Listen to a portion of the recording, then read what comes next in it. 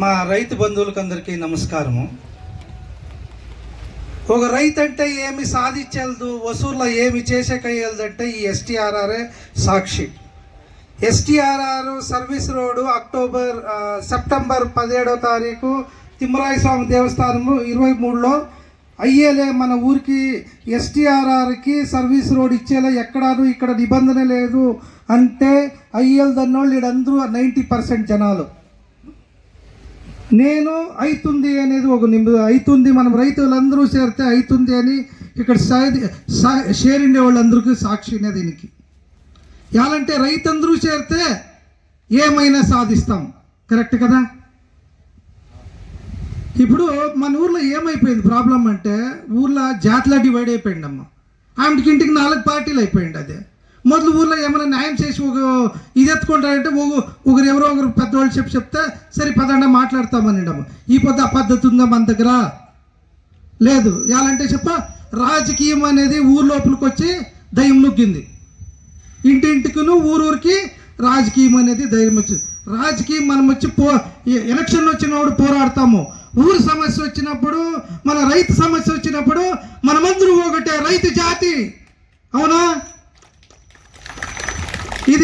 దీనికి ఎందుకంటే ఇప్పుడు ఎస్టీఆర్ఆర్ ఒకటే కాదు సాధించిండేది. మా ఊరి దగ్గర నేను ఎస్ముద్గానిపల్లి ఆ రైతు సంఘానికి ప్రెసిడెంట్. ఆడ ఎయిర్పోర్ట్ వచ్చినప్పుడు ఇప్పుడు ఇదే తప్పుడు ఆడాను స్టార్ట్ వచ్చిండే. ఆడాను మ్యాప్ రిలీజ్ అయ్యింది. ఇట్లా 5 మ్యాప్లు రిలీజ్ అయినాక మేము పోరాటం చేస్తాము. సరే లేదు అని ఈ సైడ్కి వచ్చింది, కరెక్ట్ కదా.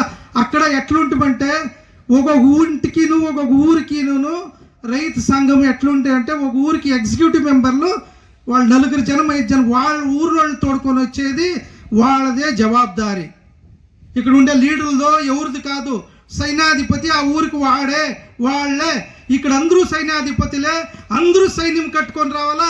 ఒక సైన్యం వచ్చి దిగిందంటే వసూరే అల్లాడిపోవాలా. నెక్స్ట్ ఇప్పుడు నేనేం చెప్తా ఉన్నానంటే, మున్వెంటన్ వచ్చేసి 14 కిలోమీటర్లు 13.5 కిలోమీటర్లు మాత్రం కథ చెప్పి ఏం యావది నాలెడ్జ్ కారిడార్ది 13.5 కిలోమీటర్లు మాత్రం చెప్తారు. నెక్స్ట్ ఇంక నేను చెప్పేది వింటే మీరు ఇంకా ఏడ్చుకుంటారు, నిద్ర కూడా పోయలేదు. ఏం తెలుసా? 45 కిలోమీటర్లు ఇంటూ 2 కిలోమీటర్లు 45 కిలోమీటర్లు ఎస్టీఆర్ఆర్ 2 కిలోమీటర్లు పోతుంది. ఈ తోట 1 కిలోమీటర్, ఆ తోట 1 కిలోమీటరు.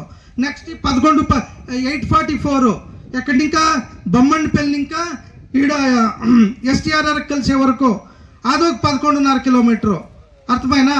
నెక్స్ట్ ఇదొక 11.5. ఆడ బాగలూరులో కొత్తగా బైపాస్ చేసినారు, అది 4.5 కిలోమీటరు. టోటల్ 70.2 కిలోమీటర్లు. ఎంత? 70.2 కిలోమీటర్లు. 70.2 కిలోమీటర్లు ఇంటూ 2 ఈ తోట కిలోమీటర్ టోటల్ 30,000 ఎకరాలు అవుట్. 3,000 ఎకరాలకే ఈవిడ నిద్రపోలేదు అంటారు. 30,000 కిలోమీటర్లు అవుట్. దీంట్లో ఇంకొక ఊర్లు నాళ్ళు పోయి ఏమి ఈ నాళ్ళు ఏమంటావు, ఊరు నెత్తం నాళ్ళు అంటే ఒక 20% తీసేయండి అంటే 25,000 ఎకరాలు అవుట్.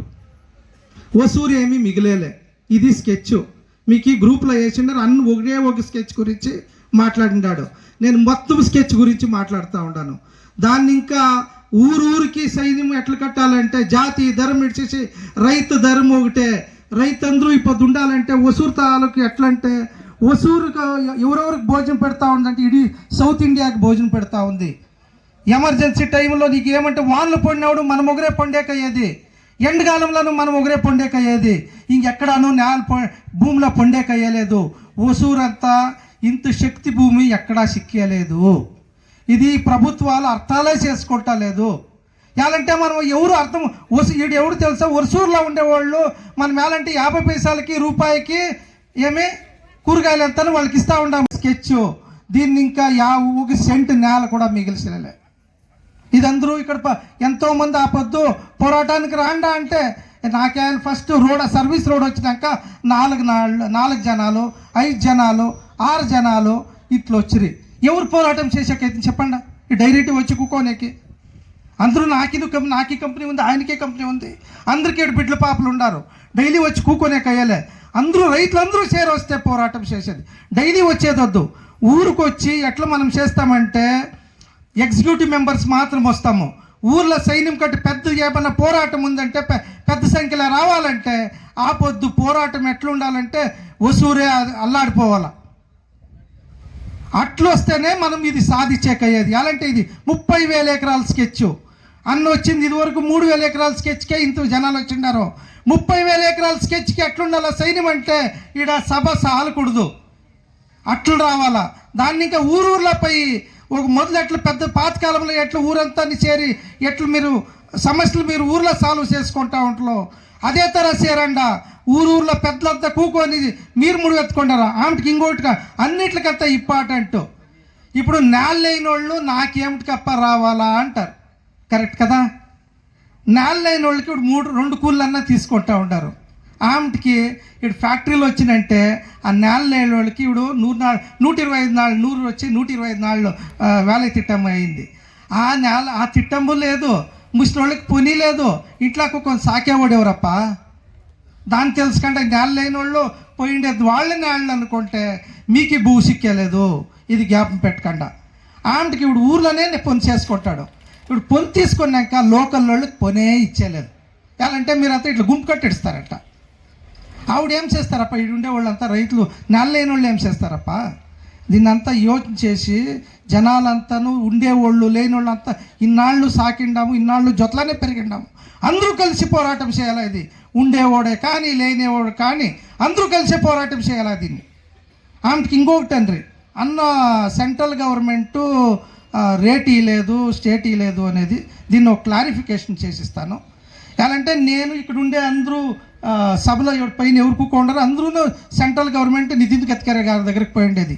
ఆయన ఒకే ఒక మాట చెప్పింది. నేను చెప్తే మా మామకి వచ్చేయాలంటే మా మామ దాతోటిపోయింది, కర్ణాటకలో పోయింది. ఆయన 4 కోట్లు ఇచ్చిండారు సార్, నేనేం తప్పు చేసిండు నాకు 3 లక్షలు ఇచ్చిండారంటే మీ తమిళనాడు ప్రభుత్వం ఇంకా ఒక లెటర్ పంపియండా, మీరు ఎన్ని కోట్లైనా అడిగితే నేను ఇస్తానని హామీ ఇచ్చిండారు. దానికంతా సాక్షి అందరూ ఉండేవాళ్ళే. ఎందుకంటే సెంట్రల్ గవర్నమెంట్ ఎంతైనా ఇచ్చాక రెడీ. దానికి ఏమంటే ఇక్కడ మనం రాజకీయం చేసి వాళ్ళు చేసిరి వీళ్ళు చేసిరి అనేది కాదు. ల్యాండ్ వచ్చి స్టేట్ సబ్జెక్టు. ల్యాండ్కి రేట్ ఫిక్స్ చేసేది స్టేటే, సెంట్రల్ కాదు. సెంట్రల్ వచ్చేసి ఓన్లీ ఇన్వెస్ట్మెంటే. అర్థమైనా? దాన్ని ఇంకా స్టేటు సెంట్రల్ అనేది కాదు ఇంపార్టెంట్. ల్యాండ్కి రేట్ ఫిక్స్ చేసేది ఇప్పుడు అన్న చెప్పే మన ల్యాండ్కి మనం రేట్ ఫిక్స్ చేస్తామంటాడు కదా. స్టేట్ వచ్చి ల్యాండ్కి రేట్ ఫిక్స్ చేయాలా. రేట్ ఫిక్స్ చేయాలి అని ఇప్పుడు చెప్తాను నేను. ఎందుకంటే ఇప్పుడు వాళ్ళకి 2 కోట్లు ఇచ్చేసింటారు, వాళ్ళకి 3 కోట్లు 4 కోట్లు ఇచ్చిరి. మన 2 కోట్లు ఇచ్చేసింటే ఏమంటామని చెప్ప నాకు తిరిగా కొత్తగా వచ్చేదానికి ఇవ్వండా అని చెప్పేసి ఈ పొద్దు ఒక ఛాన్స్ ఇచ్చిడిస్తే ఆమెకి ఇంకో వచ్చే నెలలు ఇప్పుడు 30 ఎన్ని కిలోమీటర్లా 30,000 ఎకరాలు వెళ్తుకోండి కదా. అదే రేటు ఇవ్వండా, గైడెన్స్ వాల్యూ అయ్యేదని వాళ్ళకి ఇచ్చిండారు, సెంట్రల్ గవర్నమెంట్కి ఇచ్చిండారు, స్టేట్ గవర్నమెంట్కి ఇచ్చేకయ్యలేదు అని ఈ రాజకీయం చేసేకయ్యలేదని చెప్పేసి ఈ లేదు. ఇది సాక్షి. కావాలంటే మీరు అందరూ ఇక్కడ వచ్చిండే వాళ్ళంతా అడగకుండా. దాన్ని ఇంకా ఇప్పుడు ఏం చేయాలంటే ఫస్ట్ ఎవరు నేను 3 ఏళ్ళు ఇంకా కొట్టుకుంటా ఉండేది ఏం తెలుసా, ఎస్టీఆర్ఆర్ వాళ్ళు కాపాడండా, అందరూ రాండా, పోయినోళ్ళు రాకుండా వాళ్ళు దయచేసి ఎస్టీఆర్ఆర్ని కాపాడండా అని కొట్టుకుంటా ఉంటాను.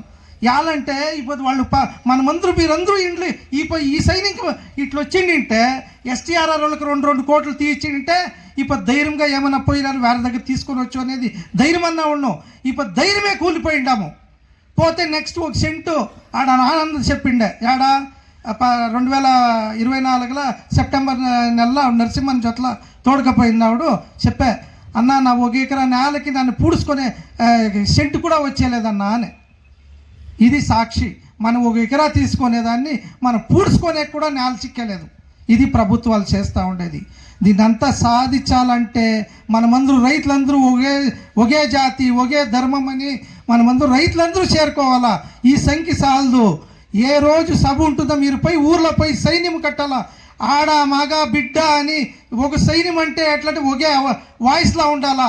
ఇదంతా వసూరు రైతు సంఘము మన రైతులందరూ ఇట్లా ఒకే తర చేరాలని కోరుకుంటున్నాను. ఇట్లు మాకు వాయిపు ఇచ్చిన దానికి అందరికీ నండ్రి. Thank you.